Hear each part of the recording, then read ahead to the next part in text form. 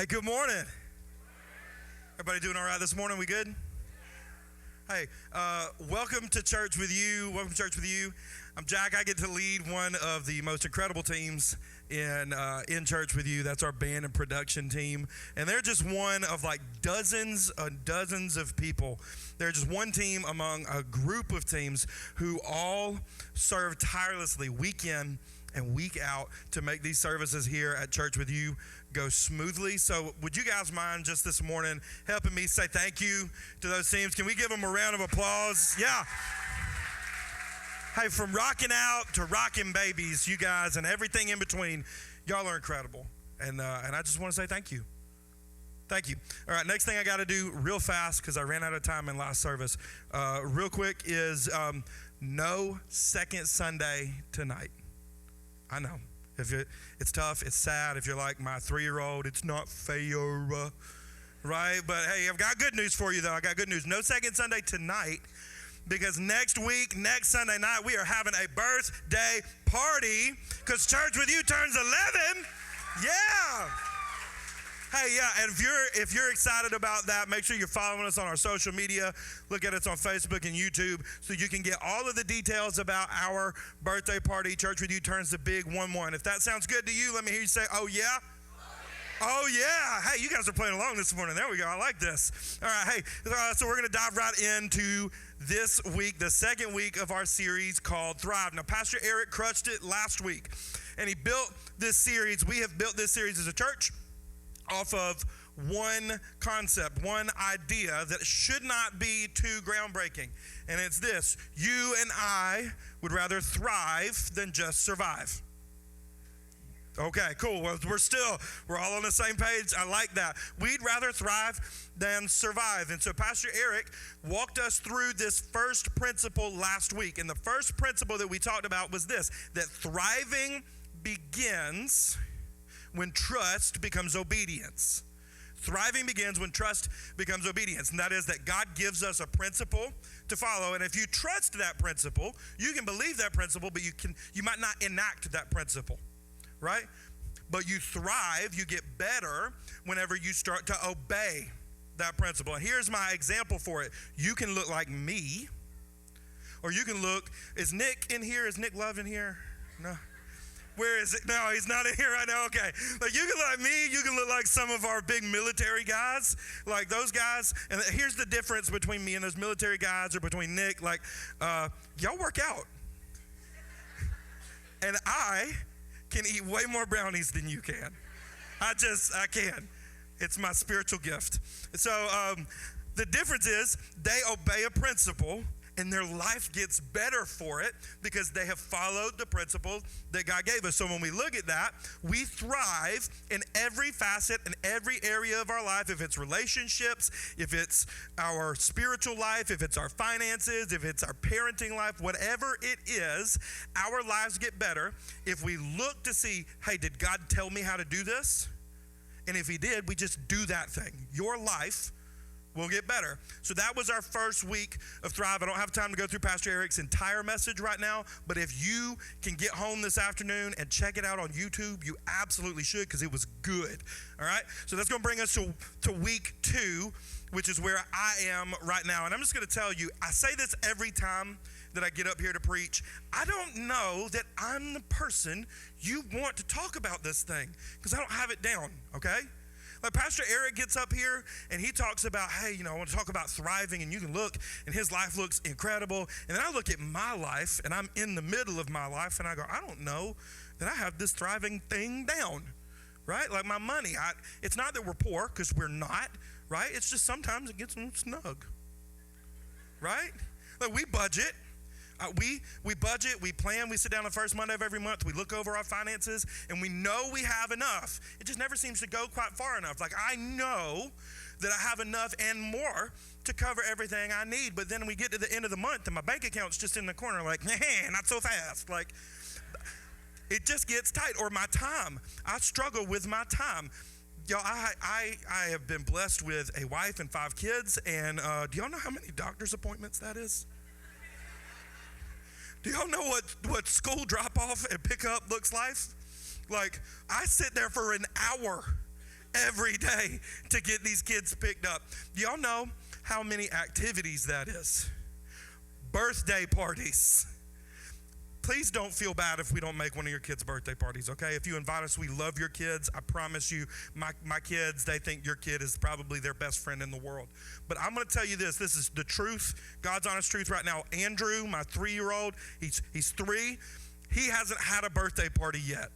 So don't feel bad that we don't make your kids' parties. We hadn't made ours either, okay? And if I do show up somewhere, if I do, you can bet it's going to be one way. Hilton? Late. We're going to be late. We're going to be late. And now I will say this. I think that a big reason that I'm late and you're not is that I understand that this sign on the side of the road called a speed limit, that it's a law. Okay? The rest of y'all look at that like it's some kind of suggestion or a guideline, and I'm not a heathen.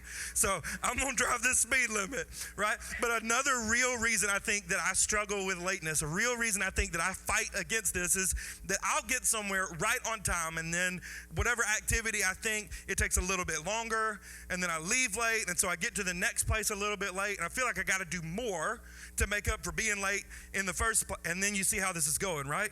If I got 5 things, I might as well just cross one of them off the list. Like, I'm just going to get there. And so what I find is that in whatever it is, if it's my money, if it's my time, if it's my finance or my relationships, if it's anything with my kids or my wife or my friends, I find that I have this weird space that I've landed in where I have more than I used to, but I still don't have enough. And in fact, I know that I have more than I did last year because we budget and we count and we plan and we have questions. My wife and I meet every Monday and we talk about this stuff. And then at the end of the week, we're looking back and going, where did everything go? I find that I have more than I used to, but I'm always falling just a little bit shy. And I'm going to be honest, I don't want any of you to struggle in here. I don't want you to deal with anything difficult in your life. But I don't want to be alone in this, okay? So I'm just going to be a jerk since I've thrown myself under the bus. I'm going to ask you a direct question. Does your life not look like this? Doesn't it? Does your life? Because we do this, right? Like we all end up in this situation where it doesn't matter if we were talking about our finances or our friends or our parenting or our spouse or our church. Like we end up in this weird situation where if we were honest, we just would say we're not thriving.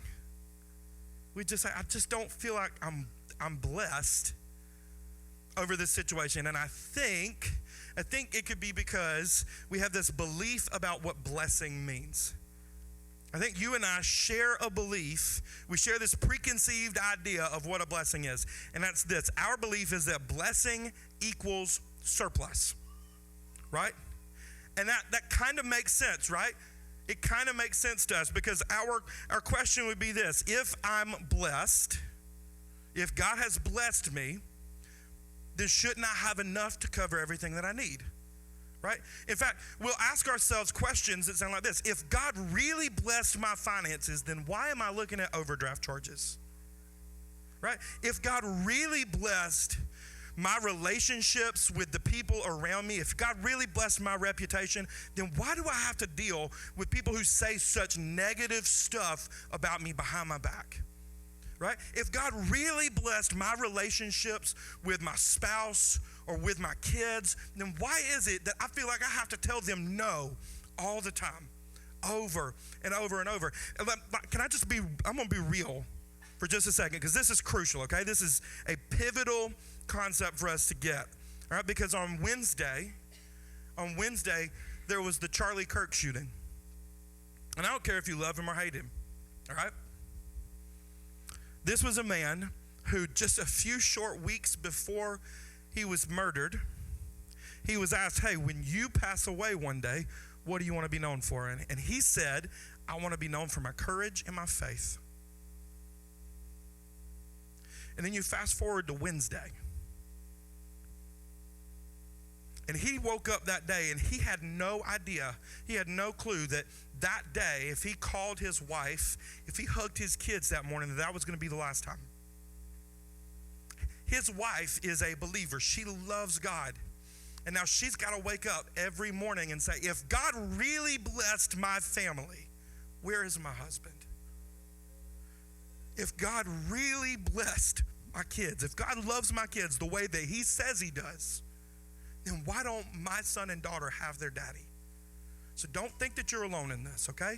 Don't think that this is something that is uncommon to the rest of the world or that goes away just because you've gotten popular enough or rich enough or well-known enough. It never goes away, y'all. It is always uphill.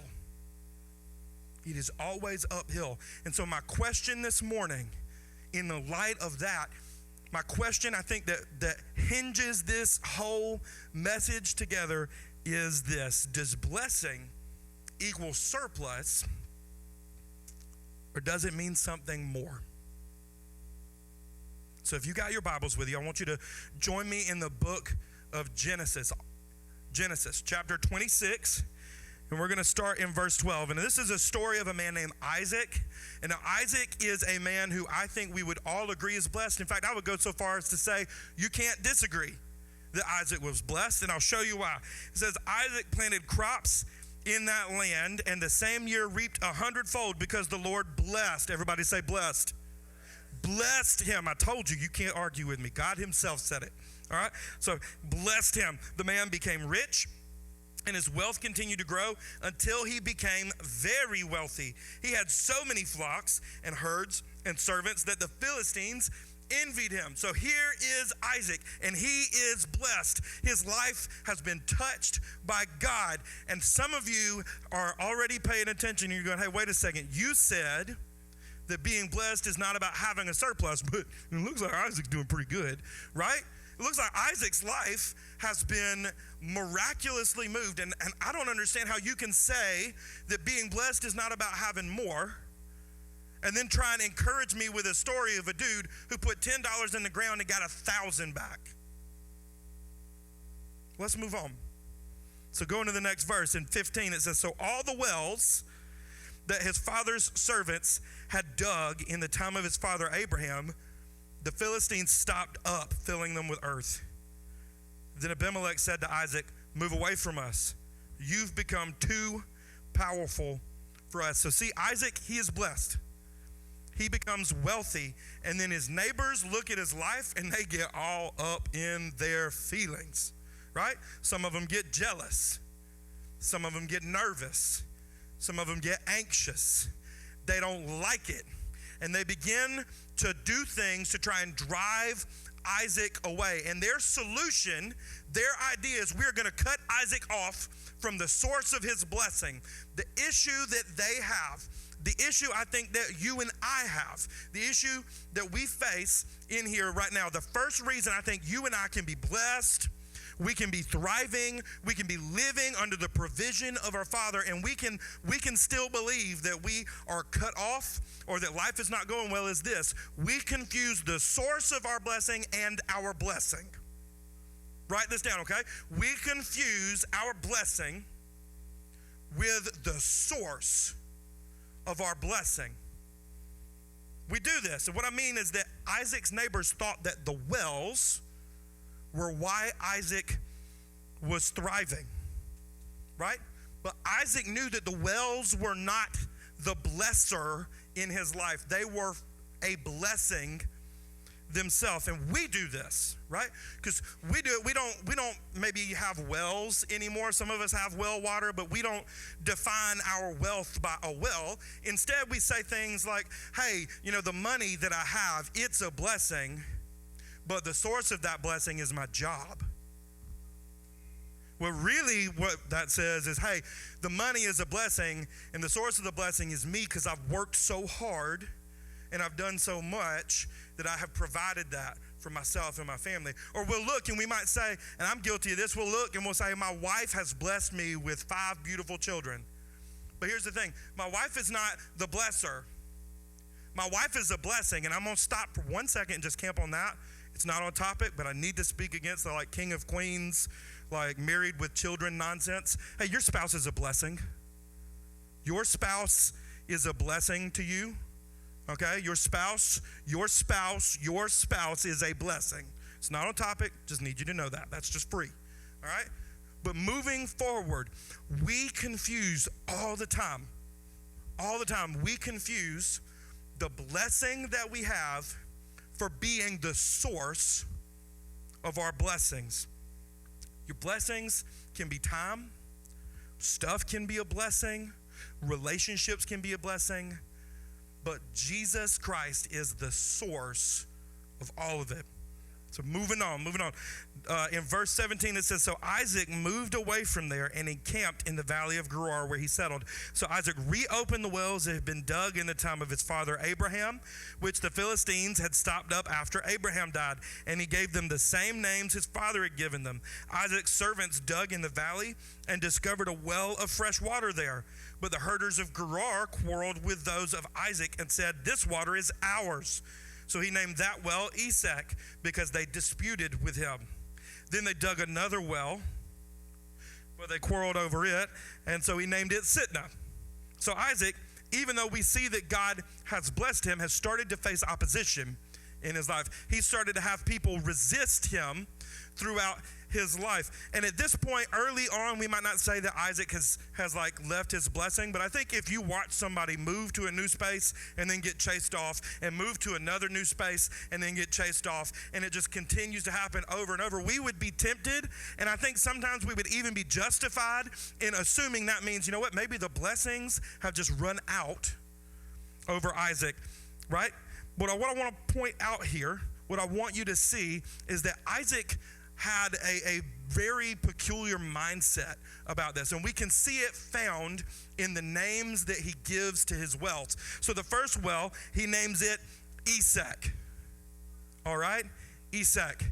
Esek in Hebrew means struggle or business or your affairs, the things you toil with. Not your illicit affairs, but just your daily affairs, the things you fill your life with. And if the first reason you and I get confused about being blessed is that we've confused our blessing with the source of our blessing, then the second reason is this: we confuse efficiency with stewardship.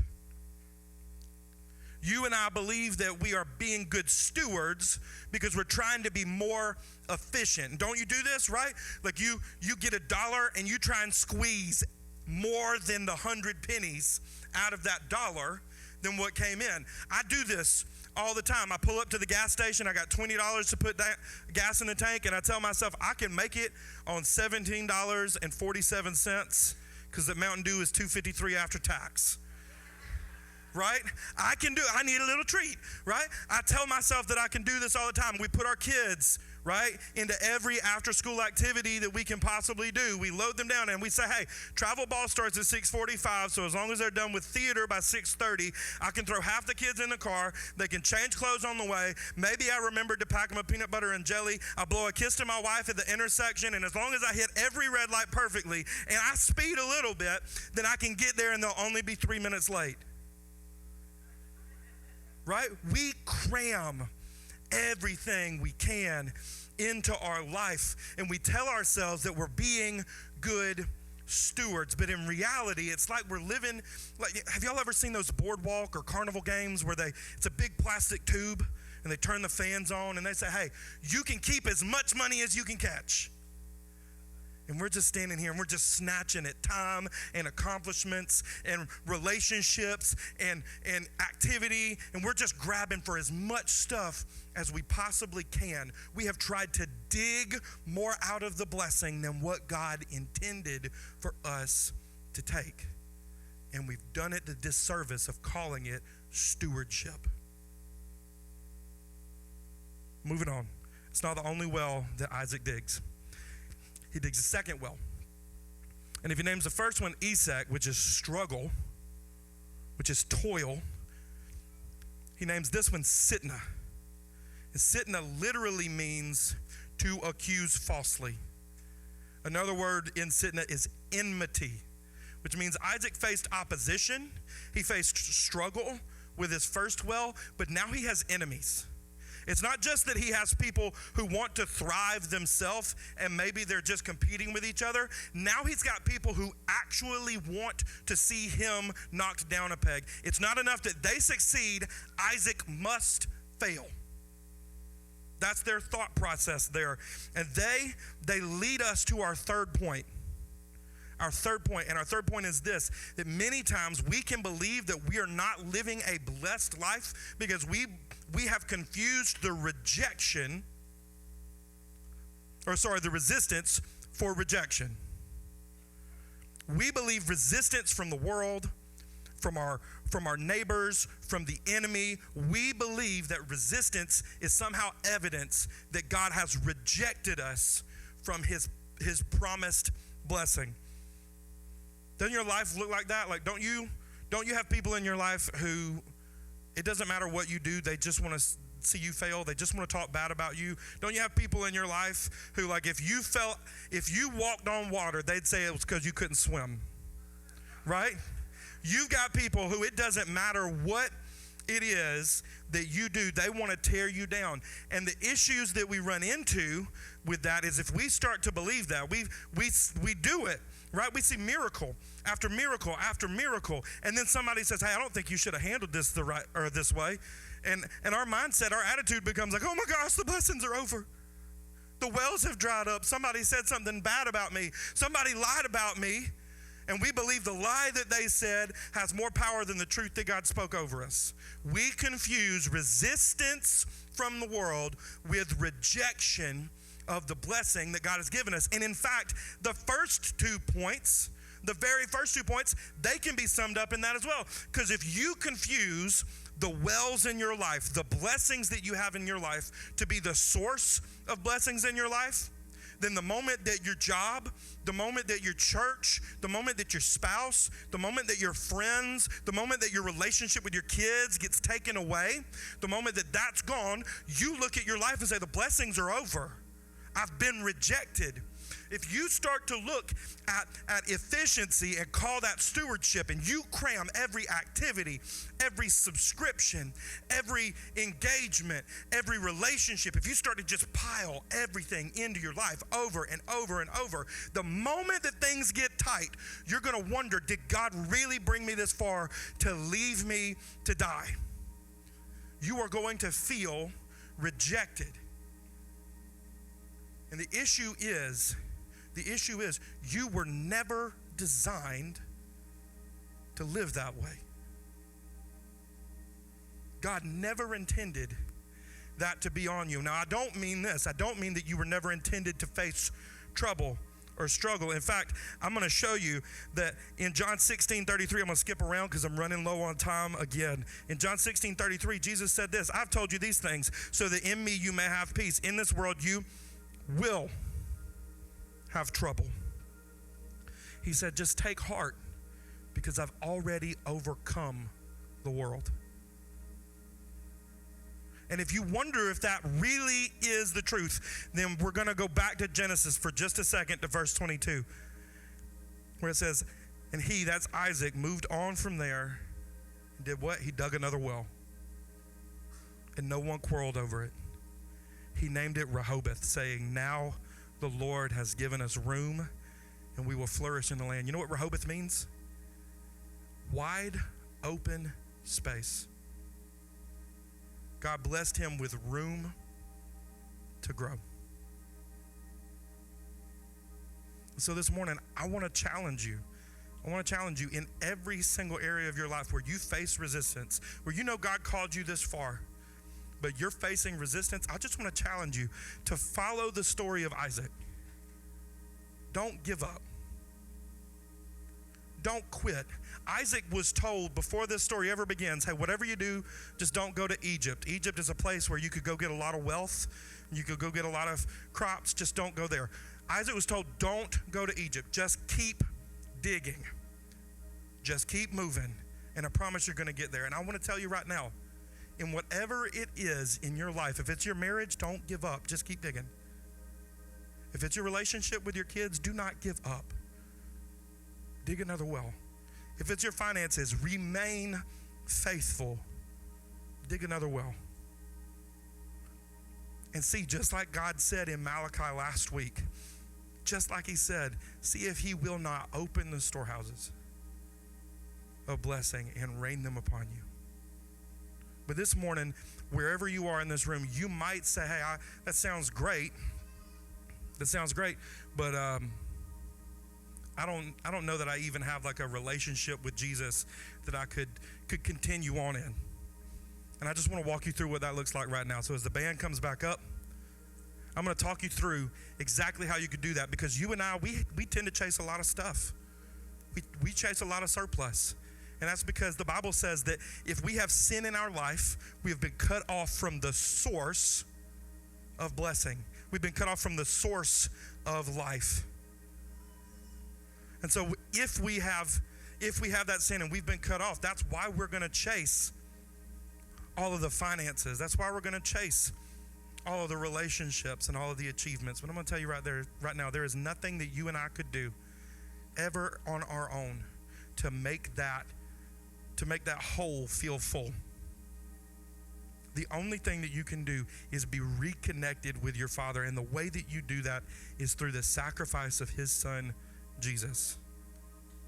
And I'm going to talk you through exactly how that goes right now. So with nobody looking, with every head bowed, with every eye closed, I'm just going to talk you through that. If that's the decision that you want to make, in a moment I'm going to count to 3. And when I do, I just want to see you raise your hand. All you're doing when you raise your hand is just telling us that's the decision that you've made today. We don't drag you down. We're not embarrassing you. We're not making anything like that. But this morning, if that's the decision that you would like to make, if you want to begin that relationship with Jesus, then you're going to raise your hand on the count of 3, and I'm going to lead you in a prayer. That prayer is simple. It just describes the attitude of your heart as you are reaching out to your Creator. And when you pray that prayer, when you finish that prayer, if that's the thing that you meant, your life will be changed. And we just want to celebrate it with you. And the way that we celebrate here at church with you is simple. Our very next step is baptism, and it's available today. And if that's the decision you want, I'm going to walk you through all of that right now. But it begins in just a moment. So if that's your heart this morning, then when I count to 3, put your hand up. 1, 2, 3. If your hand is up, just keep it up for just a moment where I can see it.